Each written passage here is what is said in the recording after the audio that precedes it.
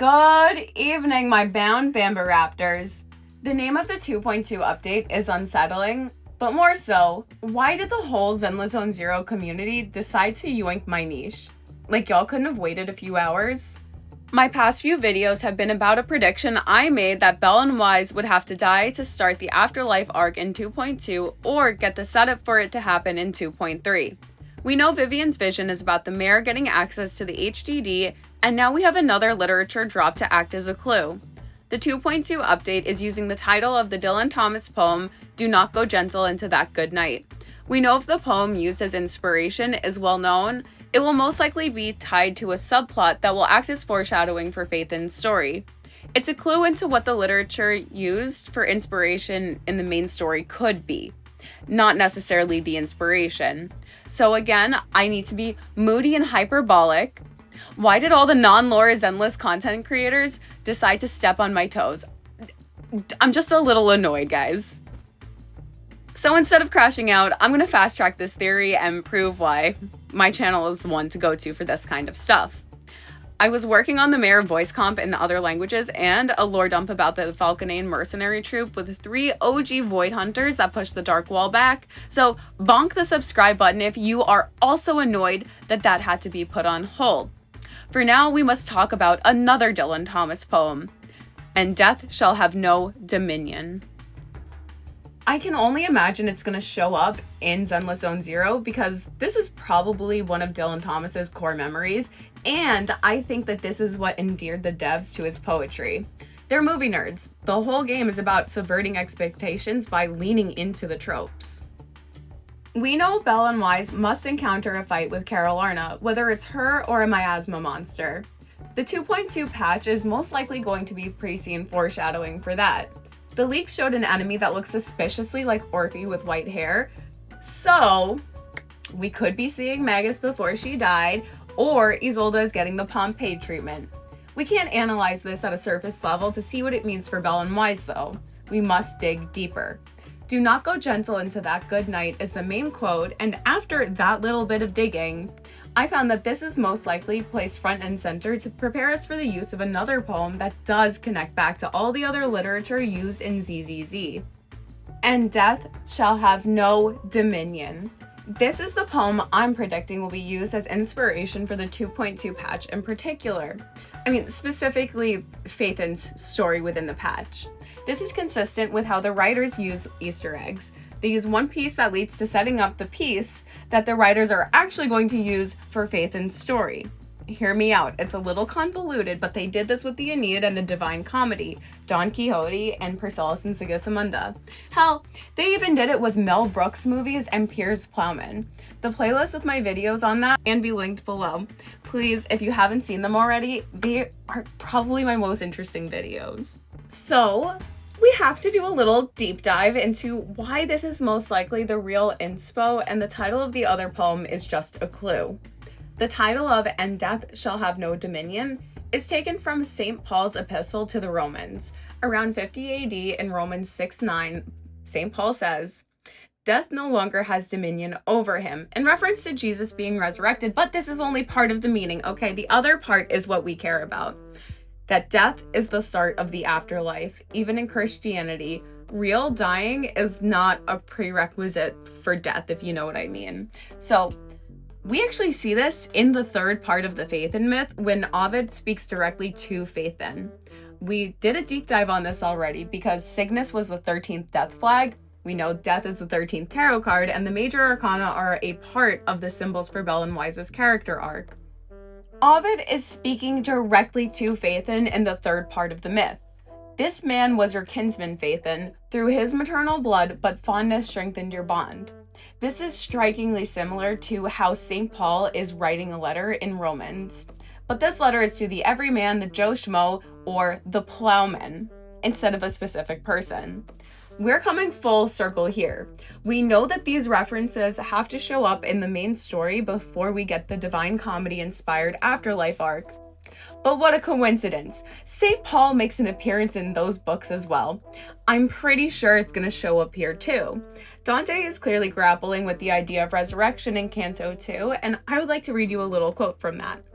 "The chosen vessel also traveled there, to bring us back assurance in that faith, which is the entrance to salvation's way. But why should I there presume, or who permits it? Not Aeneas nor Paul. Myself I deem not worthy, and no one else will deem me. If on this voyage then I venture, fear it will in folly end. Aside from the visceral feelings that this evokes about being really not worthy of life, it's also important to note that it's about the descent into the underworld, and Dante believes that St. Paul visited all the heavens, aided by divine intervention. He is frustrated that he isn't being singled out by God and spoon-fed his journey. It would be a terrible poem if that happened, though. I think this means Belle and Wise are drastically going to change locations, get separated, lose the HDD, or actually die in 2.2 or 2.3. The mayor ordered Sarah to shoot down the airship. They're still in Phylum Heights. They have Tops and the Exaltus wound up and ready to lash out. Even the defense force has bad actors. With the Obscuras patiently waiting to be detonated, it's clear the biggest threat is not the Exaltus, but the mayor and Sarah. We know the Exaltus have been manipulated into doing the dirty work so the mayor and Tops can save face and keep their feud being the real thing people talk about them. I need to remind you, the Tops logo makes an M shape and the intersection matches the original HDD logo. It's all a little insidious. So now I need to digress slightly to talk about some of the greater context of the 2.2 story. It's going to involve Obol Squad. Everyone knows the obol is the coin you pay the ferryman to cross the river. Whatever river in the afterlife you find, you must pay the ferryman. Obol Squad is using the same imagery as the Obol's pest in Thrace, Greece. Yes, so Thracian isn't just a cool name, it has deep lore. I can only imagine having the symbolic obol is also a sign of impending doom. I think we're going to get the plot twist about the big bad actually being the 4D eyeball alien hive mind finality, and this is the plot armor Belle and Wise need to survive whatever the writers do to them.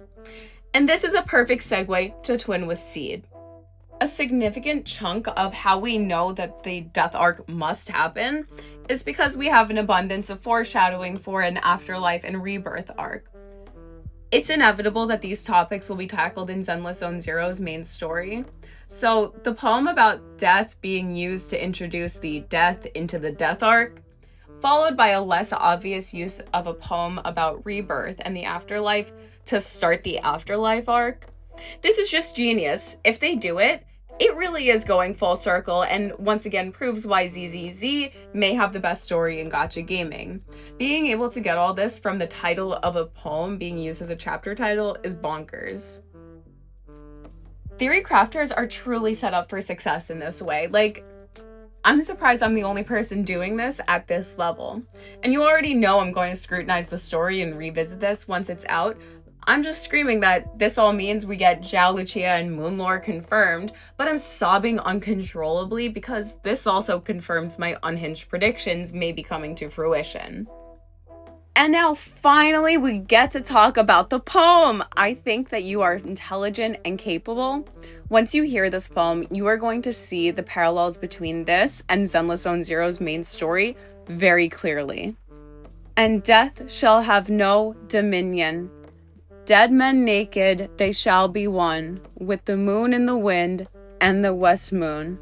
When their bones are picked clean and their clean bones gone, they shall have stars at elbow and foot. Though they go mad, they shall be sane. Though they sink through the sea, they shall rise again. Though lovers be lost, love shall not, and death shall have no dominion. And death shall have no dominion. Under the windings of the sea, they lying long shall not die windily.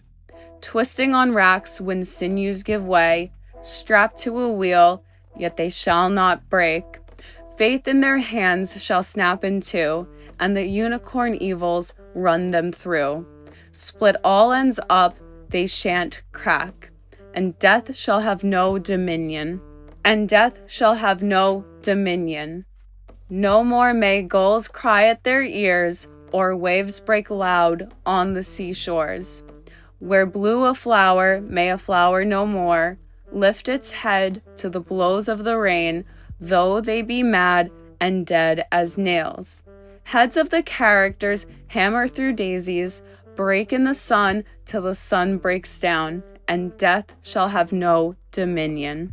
So again, I will revisit all of this after the story comes out, and this is just my prediction, but I think it's a pretty solid prediction that Do Not Go Gentle Into That Good Night is going to be the inspiration for Just 2.2 standalone with the Obel Squad and whatever Phaethon is doing with them. And then this, and Death Shall Have No Dominion poem, is going to be the inspiration for the subplot in Belle and Wise's character arc on their journey from death to the afterlife. So I don't mean to be so grumpy about everything, but I am feeling very bummed out about so much of the Zenless Zone Zero community deciding to do what I've been doing and then just not doing it well. You know what I mean? Like, we're doing high quality analysis here, and I'm really not a fan of the Wikipedia level research. Like, I pulled up the quotes, I pulled up the videos. Today, while I was writing this, I watched Metropolis, so I'm not going bonkers. Like, I'm putting in the work to do high quality research, and I wish the other lore content creators were doing the same and holding themselves to a similar standard. So, I don't know. I didn't mean to get so bummed out at the end. Thank you for watching. I would like to know everything that you guys think about this. Are my predictions similar to your predictions? Thank you. I will see you in the next one. Have a wonderful evening.